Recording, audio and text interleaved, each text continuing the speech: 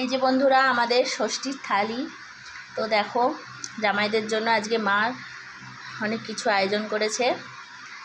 এই যে এখানে আছে সাদা ভাত আর 5 রকম ভাজা, আলু ভাজা, কাঁকরোল ভাজা, মাছ ভাজা, তারপরে বেগুন ভাজা, পটল ভাজা, তারপরে আছে এখানে দেখো ডাল, তারপরে এখানে আছে কাতলা কালিয়া, তারপরে আছে সর্ষে পাবদা, তারপরে আছে এখানে ইলিশ ভাপা, এখানে আছে চিকেন কষা, তারপরে আছে মিক্সড ফ্রাইড রাইস, এখানে আছে মটনের একদম হালকা পাতলা ঝোল, আর এখানে আমের চাটনি আর মিষ্টি, আর এই যে শেষ পাতে এটা পাঁপড়, আর শেষ পাতে আছে মিষ্টি দই, আর এই যে এখানে আছে পনির পকোড়া, আর এই যে সব কিছু হজম করার জন্য আছে থামস আপ।